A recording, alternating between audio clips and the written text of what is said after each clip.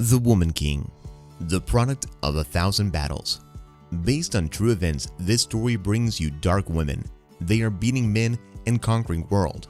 An epic historical movie centered on strong black women. The Woman King speaks of bravery and warrior women. A latest movie starring Viola Davis as a fictitious Agoge leader.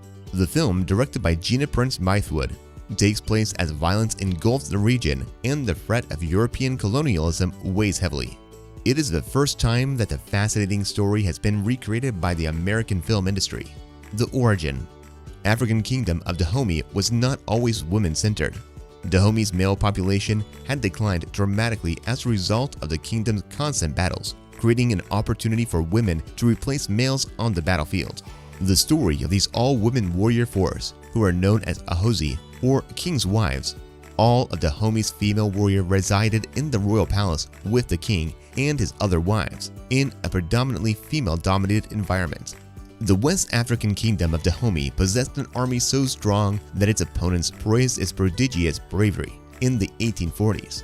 This 16,000-strong band, known as the Agoge, assaulted communities at night, kidnapped hostages, and sliced off the heads of resistors to return their king as war trophies.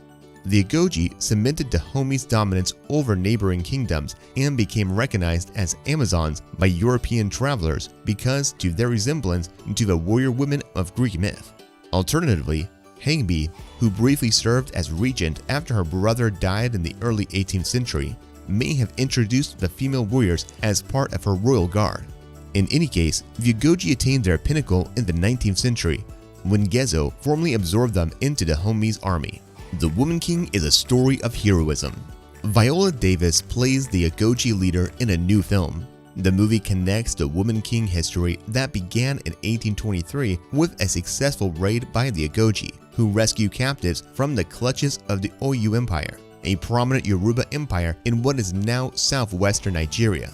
Dahomey has long paid homage to Oyo, but is beginning to assert itself under Gezo and General Nanisca's leadership.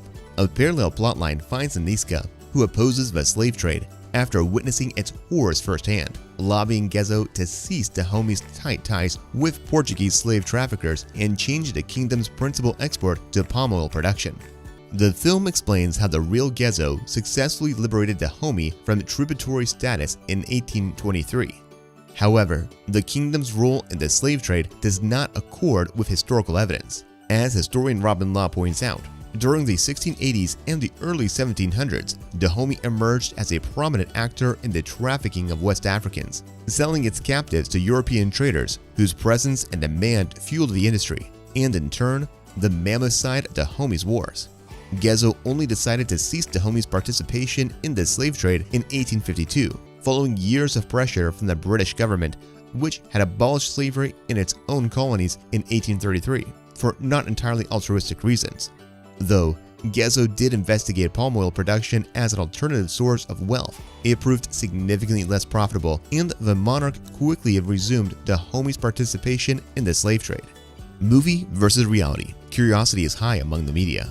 Everyone is concerned about how her film will show Dahomey's involvement with European slave traffickers, or they will ignore some sensational historic moments of Dahomey's.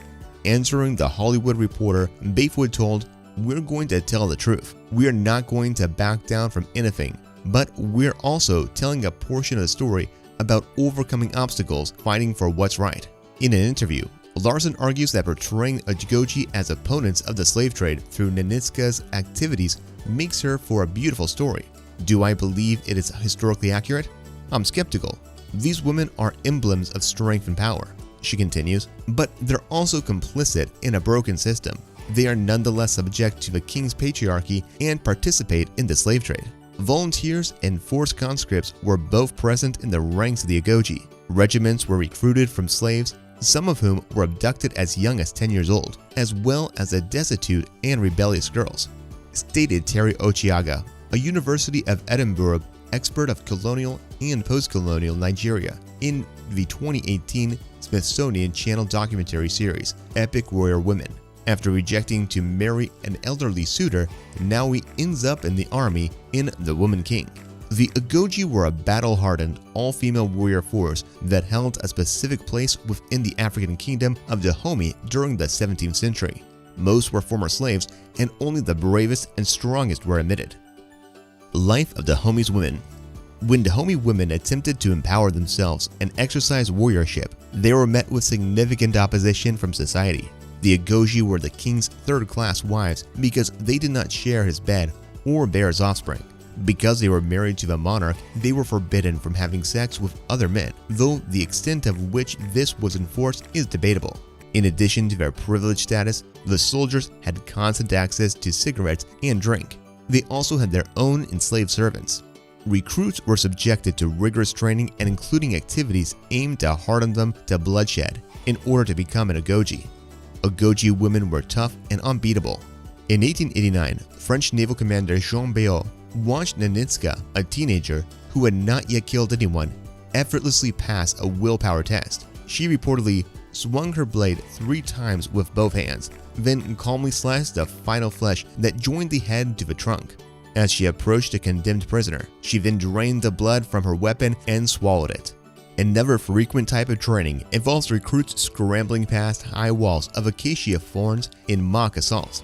People couldn't believe that any human being without boots or shoes would under any circumstance dare to pass over such a deadly collection of the smallest skillfully armed plants you will ever see. A British visitor who examined the wall said, "The warriors bore the test without complaint, and the bravest among them were awarded acacia thorn belts to commemorate their fortitude."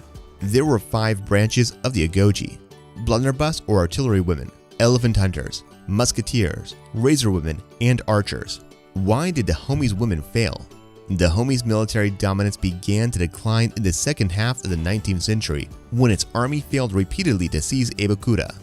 Dahomey's interactions with European conquerors has historically been centered on the slave trade and religious missions. However, as the scramble for Africa intensified, tensions between Dahomey and France grew. According to Larson, the existence and supremacy of Dahomey's female warriors challenged the French's concept of gender roles and what women were meant to do in a civilized society. After suffering a similar setback at the Battle of Achopa on April 20th, Dahomey consented to a peace treaty ceding sovereignty of Porto Novo and Cotonou to France. Wanchakan underlines the crucial role of women and Dahomey civilization in an interview with History.com. It's a way to embrace the legacy of this extraordinary group of African female leaders that European history tried so hard to erase, he says. These women warriors were the plague and horror of the entire surrounding nation, always at war and generally triumphant, as an American missionary subsequently recalled.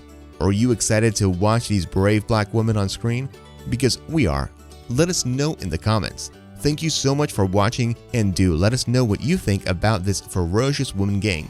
Please like and subscribe, and until next time.